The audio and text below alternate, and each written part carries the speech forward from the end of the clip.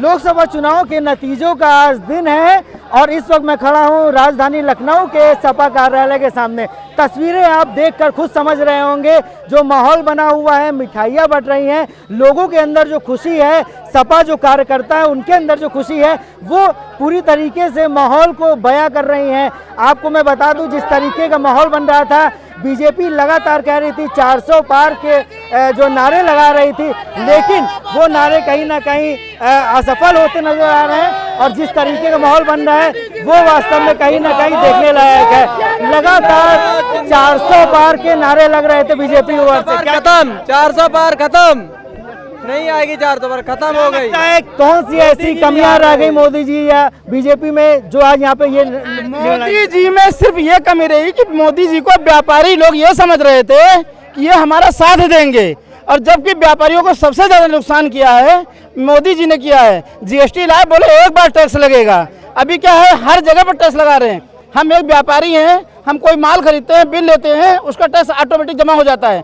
अभी क्या हो रहा है इस सरकार में, उसमें से आधे बिल कैंसिल कर दे रहे, कह रहे हैं आपने ये बिल गलत ले लिया है, उसका टैक्स जमा करो। 2-2, 3-3 लाख रुपए हर व्यापारी पर टैक्स अलग अलग से ठोक रहे हैं। तो व्यापारी नाराज है, नौजवान नाराज है। कई दशकों से राम मंदिर का मुद्दा टिका हुआ था, लेकिन बीजेपी ने कहा कि हमने एक बहुत बड़े मुद्दे को खत्म किया और राम मंदिर बनाया, कहीं ना कहीं जनता का विश्वास जरूर मिलेगा। इस पे क्या कहना? राम मंदिर बनाया, वो आस्थावान है, वो आस्था का विषय है, वो रोजगार का विषय नहीं है। जब घर में खाने को नहीं होगा इंसान के घर में, जब उसके पास काम नहीं होगा तो राम काम नहीं आएंगे। काम सिर्फ तभी आएगा इंसान का जब उसको काम मिलेगा, उसको खाने को मिलेगा, तभी काम आएंगे। बिल्कुल, तो जाहिर सी बात है जिस तरीके की नाराजगी थी वो भी वास्तव में दिखाई दे रही थी।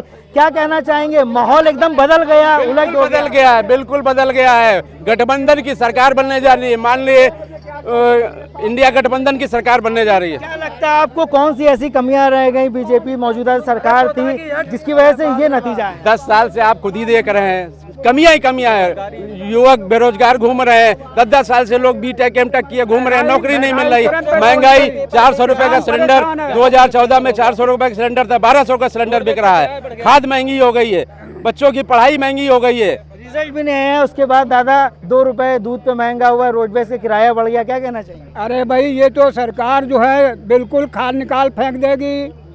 जो इंडिया गठबंधन जो है आएगा वो जो है जनता को कुछ राहत देगी।